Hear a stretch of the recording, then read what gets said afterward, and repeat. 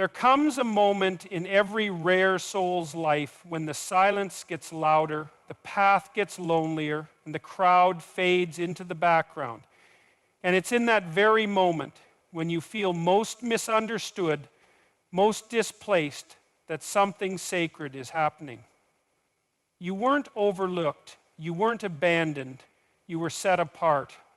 Not because you were weak, but because you carried something too valuable for the common noise of this world. When your character, your depth, or your kindness felt like a burden instead of a blessing, it wasn't a curse, it was a sign. A sign that you were never meant to blend in. You were meant to stand apart, not in pride, but in purpose. And sometimes God removes what surrounds you so he can reveal what he placed within you. Rarity demands isolation before revelation. There is a silent weight that comes with being different, a quiet heaviness that follows those who were never designed to blend in. When you carry qualities that are not easily found, integrity, deep empathy, vision that stretches beyond the moment, you will, by default, feel separate from the world around you.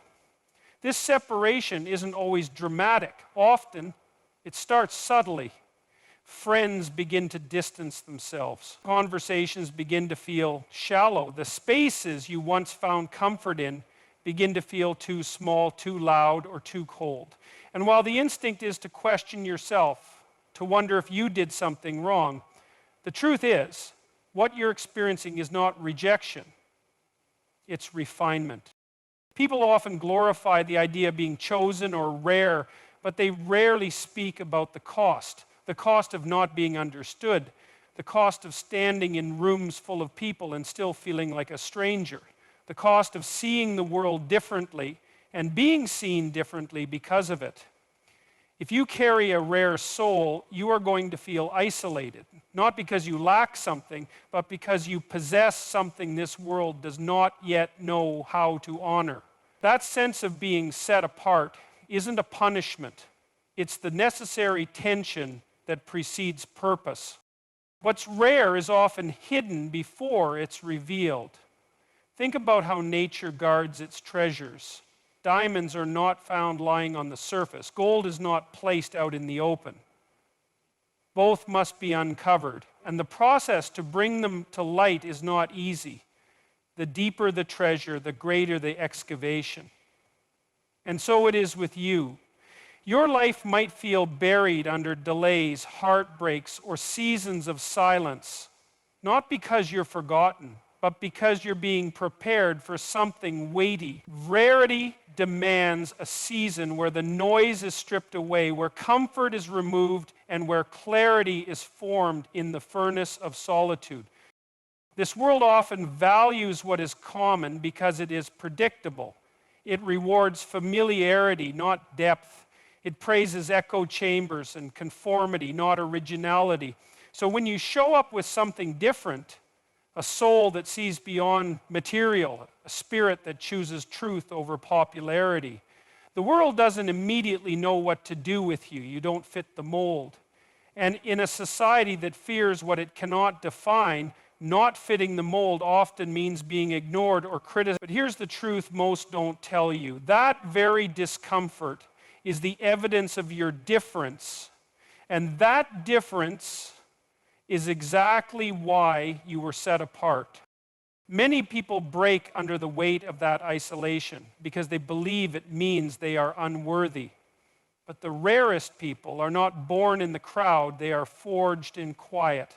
Solitude is not always about being alone physically, it's about being removed spiritually from spaces that would dilute what you carry. There are environments where your values would be mocked, where your vision would be suffocated, and where your spirit would slowly be reshaped to fit someone else's comfort. Sometimes, to protect what's sacred in you, God removes you before it's destroyed, not to hurt you, but to preserve you, to strengthen you in silence, so when you re-enter the world, you walk in clarity, not confusion.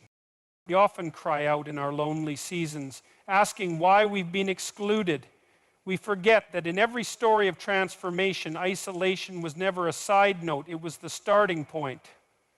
Before the butterfly flew, it was sealed in a cocoon. Before the tree grew strong, its roots were buried deep in the dark. Before any true purpose can emerge, there must first be a separation from the distractions that distort identity. That's what isolation does. It silences the noise, so the soul can finally hear the truth. But there is something else happening too, something most people miss. While you're hidden, you're being watched, not by the world, but by life itself. Your choices in the quiet determine your strength in the public. The patience you build, the faith you nurture, the healing you pursue, all of it matters. Not because someone is applauding, but because you are becoming. And becoming is not always loud, it is not always visible, but it is always sacred. So if you find yourself misunderstood, isolated, or displaced, don't rush to escape it. Sit in it, learn from it. Allow it to reshape your inner world. The world may not recognize you now, but that doesn't mean you lack value. It means you're still in the process of being revealed. And when that moment comes, when the weight you carried becomes the wisdom you speak, when the pain you endured becomes the power you embody, you will understand why you had to be set apart. The world does not give birth to rare souls every day, and when it does, it rarely recognizes them in real time. But time has a way of catching up to truth, and your truth, however hidden it feels now, is being carved in the silence for something greater than validation. It's being shaped for impact, lasting, undeniable, and unshakable. You were chosen for a higher path, not a louder crowd. There's a certain ache that settles into your spirit when you start to notice that you no longer fit where you used to belong. It isn't dramatic, it's quiet. It's the kind of ache that comes when laughter in certain rooms feels empty, when conversations with familiar people start to sound foreign, when you sit in the middle of a crowd and feel utterly invisible. What's happening in those moments is not disconnection for the sake of loneliness. It's the beginning of a redirection, a subtle but sacred shift away from the noise of the crowd toward the clarity of a calling.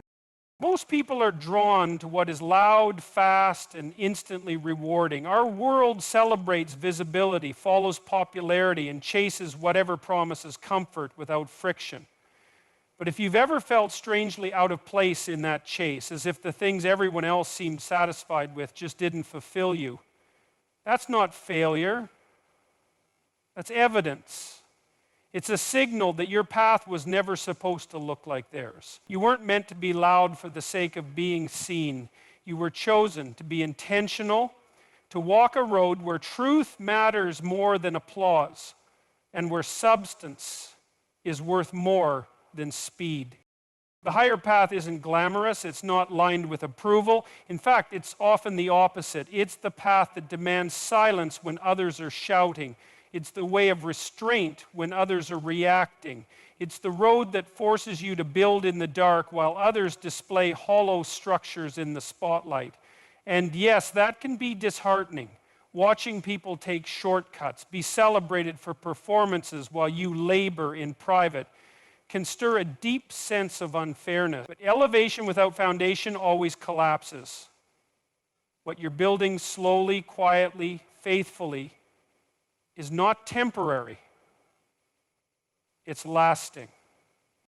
There's a reason not everyone is called to this kind of journey. It asks more of you. It asks you to say no when your heart wants to say yes. It asks you to stay rooted in your principles when compromise could offer quick results. It asks you to be misunderstood, sometimes even by the people you love, because your path doesn't make sense to them.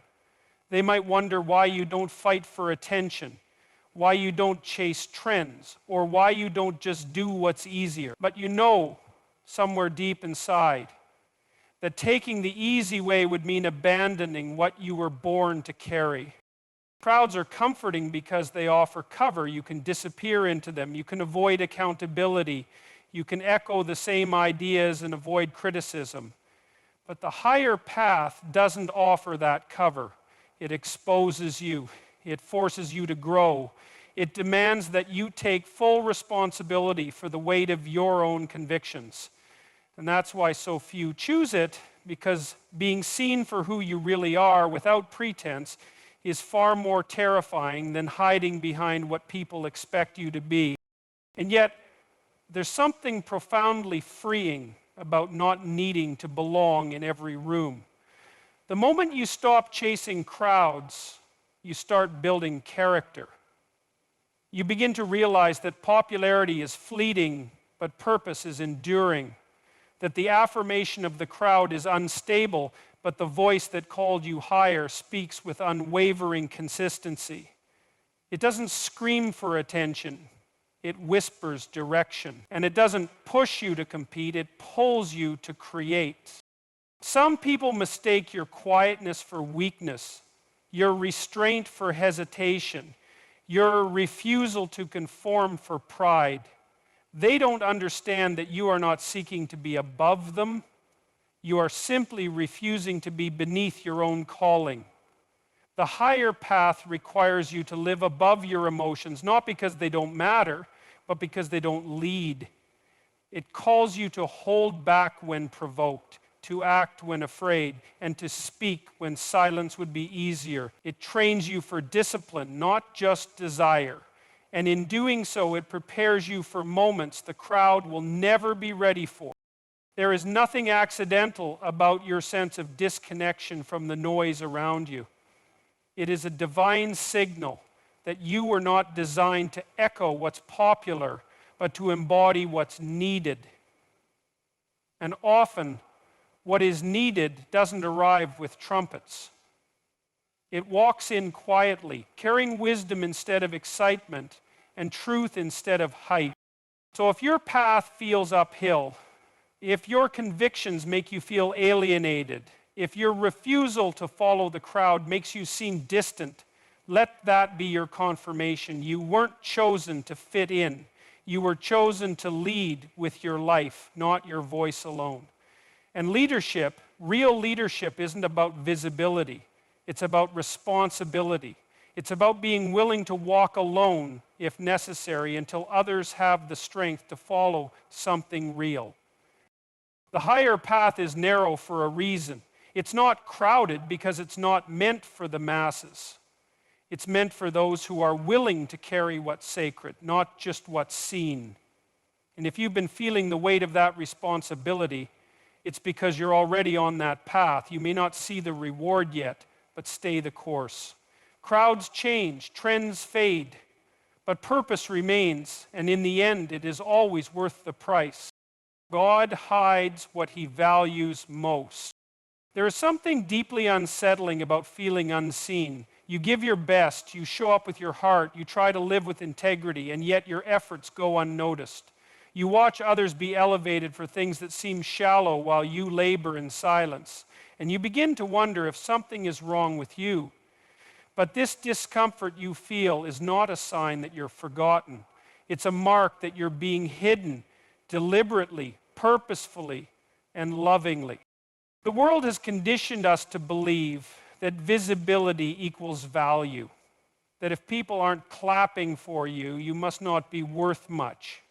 But in truth, the most valuable things in life are often hidden, not displayed. The deeper the treasure, the more layers you must move through to reach it. Gold is not found on the surface of the earth. Diamonds are not resting on sidewalks. They are buried, not because they are lost, but because they are protected. And in the same way, when God places something rare within you, he hides you to preserve what he's building before the world is allowed to see it. This kind of hiding isn't punishment. It's a sacred pause. It's a season where God is preparing you privately for a purpose that cannot be sustained by public applause alone. He's developing strength in you, not for the stage, but for the storm.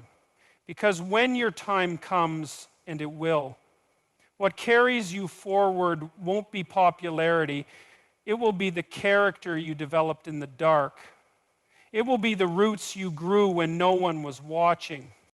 There's a powerful wisdom in divine delay. We often want the outcome immediately. We crave the recognition, the opportunity, the platform now. But God doesn't rush what he values. He builds it slowly, carefully, layer by layer. That's why your journey might feel longer than others. That's why you might feel passed over. But what you perceive as being left behind is actually being set apart. The delay isn't denial, it's protection. It's God saying, not yet, because I love you too much to expose you prematurely. Premature exposure has ruined more people than failure ever could. It's not hard to be seen. In today's world, you can gain attention overnight. But being seen without being ready is dangerous. It creates pressure you're not prepared to handle. It invites voices you don't have the maturity to ignore. It puts you on display before you've built the foundation necessary to stand in the light without losing your center. That's why hiding is grace. It's not absence, it's alignment. It's where your identity is secured so the world cannot define you when it finally sees you. This hidden season can feel suffocating. It challenges your sense of worth. It tests your patience. It makes you question whether your life has meaning beyond the roles you play. But if you lean into it, if you stop fighting to be seen and start listening to what's being cultivated within you, you'll find something deeper. You'll begin to understand that visibility was never the point. Transformation was. And true transformation doesn't happen under bright lights. It happens in quiet rooms, in silent battles, in the moments when no one is clapping, but you still choose to rise. One of the hardest truths to accept is this: being hidden is part of being chosen. Not everyone is given that kind of process. Some are allowed to rise quickly because their task is light, but when your calling is weighty, your preparation must be just as deep. God hides what he values because what is rare must be protected, not exploited. He isn't punishing you with silence. He's investing in you through solitude. We don't need to push your way into rooms you were never meant to occupy. If God has placed something within you, a message, a gift, a vision, it will not die in obscurity, but it may have to grow in it for a while. The seed is never seen while it's taking root. It's buried, invisible, and yet it is becoming everything it was designed to be. And in due time, it breaks through the surface, not because it forced itself into the light, but because it was ready to rise. So if you find yourself in a season of hiddenness, take heart. You are not behind. You are not overlooked. You are becoming. You are being protected. You are being prepared. And when your moment comes, it won't be something you chase. It will be something that flows naturally from the strength you built in secret.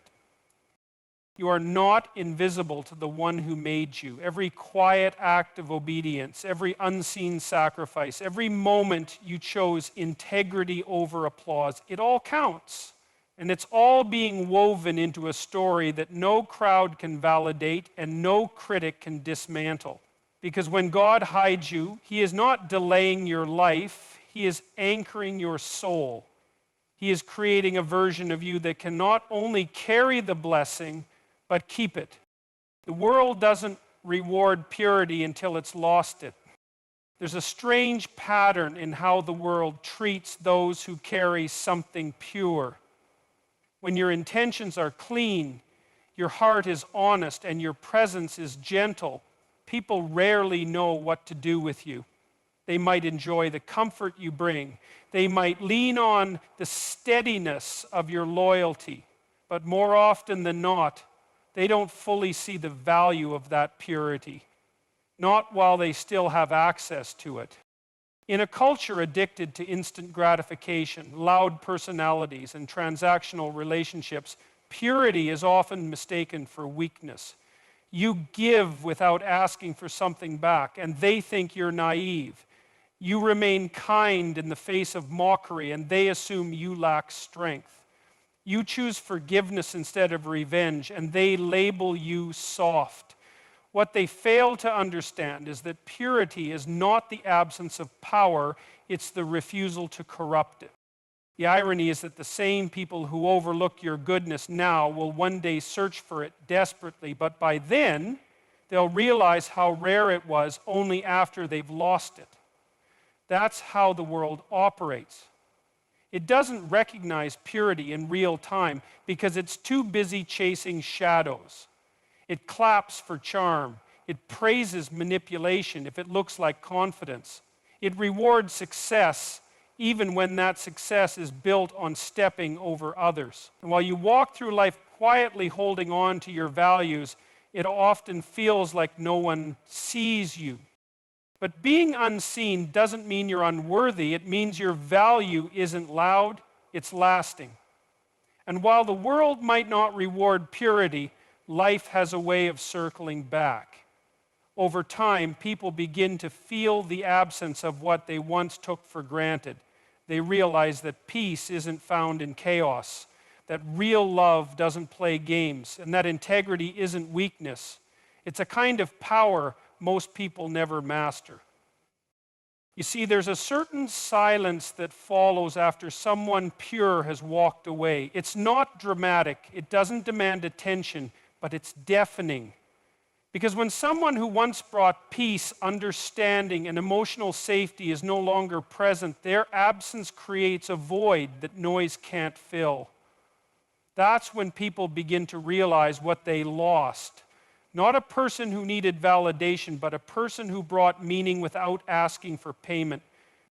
The tragedy is that many of the purest souls get broken not because they weren't enough, but because they were too much of what the world didn't understand. They offered loyalty where betrayal was normal. They stayed honest where lies were easy. And they brought depth to places that only wanted surface. And eventually that purity gets worn down, not because it runs out, but because it isn't honored. But here's the deeper truth. Purity was never meant to be spent on places that couldn't respect it. It wasn't made for crowds that measure worth by status or followers. It wasn't designed to be poured out endlessly into people who only know how to take. Purity is sacred. It is a divine quality, not a public commodity. And sometimes God allows you to feel the sting of being overlooked, so you will stop placing your worth in the hands of those who do not deserve it. When you start to withdraw your energy from people who misuse it, you will be called distant. When you stop overgiving in places that only exploit your kindness, you will be labeled cold. That's the price of reclaiming your worth. People who were comfortable taking from you will never celebrate your boundaries. But don't let that stop you. You were not born to be drained by people who only see your value when it's gone. And yet, even with all the pain, do not lose what makes you different. Do not let this world harden you into something you're not. Bitterness is easy, retaliation is easy, but staying soft in a world that constantly tries to sharpen your edges, that is strength. Keep your purity, not because the world will reward it, but because your soul will wither without it. It is your anchor, your compass, your gift. And even if the world doesn't celebrate it, it needs it desperately. Because one day, someone will recognize it not as weakness, but as wisdom. Not as innocence, but as depth. Not as foolishness, but as rare godly strength. And that person, whether it's a friend, a partner, or someone you're called to impact, will see your purity not as something to exploit, but as something to protect. The world may not reward purity in the moment, but life does not forget it. Your impact will echo in places you never imagined. Your presence will be remembered in rooms long after you've left. And your legacy, built not on noise, but on truth, will outlive those who never took the time to understand it. So remain pure, not for applause, but for alignment. Not for attention, but for your own peace. Because the world will eventually come to understand the ones it dismissed were the ones it needed most. And by then, your light won't need to prove anything. It will simply shine, because that's what light does. Your rarity was never meant to be understood. It was meant to be protected. There is a certain ache that comes with being rare. It's not the kind of pain that screams. It's quieter than that. It lingers in moments where you realize that the depth of your heart, the purity of your thoughts, and the loyalty in your spirit are not things the world often understands. And that misunderstanding can feel like rejection. But rejection is not always loss. Sometimes it is redirect. Sometimes it is protection for what was never meant to be consumed by the ordinary. You were never designed to blend in. The discomfort you feel in places where you don't belong is not a flaw in your design. It's a signal. A whisper from deep within reminding you that your spirit was not crafted for shallow waters. Rarity by nature is not easily recognized. That's why people are often confused by you. They mistake your silence for distance, your kindness for weakness, and your standards for pride. And your standards, but in truth, what they cannot categorize, they often criticize. And that's where the loneliness sets in. When you're rare, you tend to live on the edges of the familiar world. You see things others don't see. You feel more than most are willing to feel. You question what others accept without thought. And that sensitivity, that awareness, becomes both your gift and your burden. The more you carry what is sacred inside of you, the harder it becomes to find others who can hold space for it. But that doesn't mean you're broken. It means you're rare.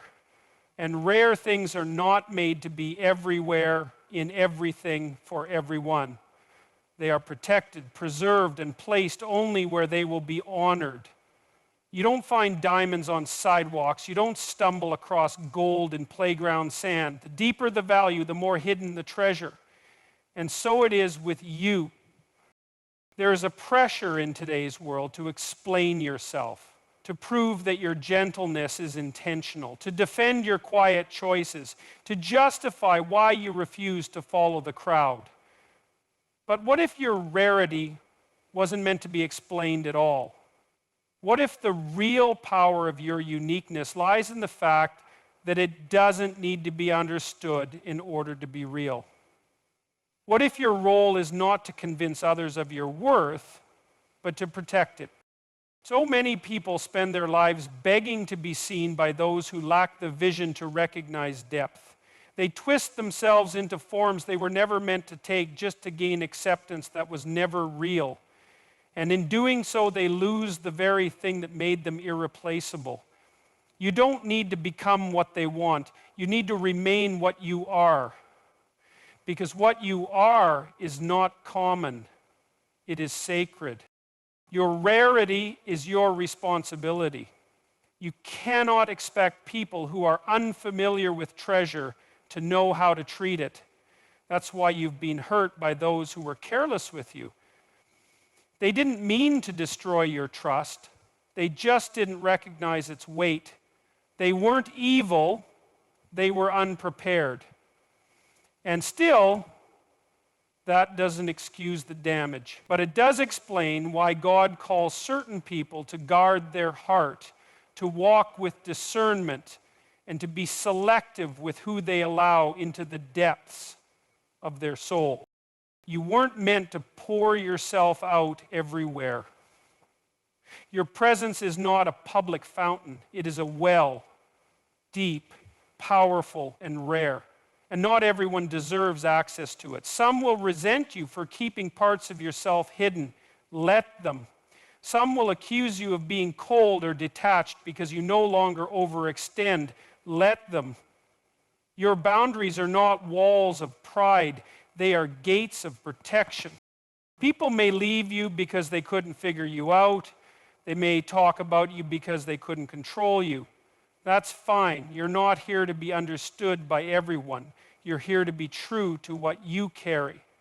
And the truth is, some people aren't supposed to understand you. Some are only meant to be puzzled by you because they were never meant to walk beside you. There will be a day when someone will come along and see you, not just your actions or words, but your essence. They will recognize your rarity, not as something to consume, but something to honor.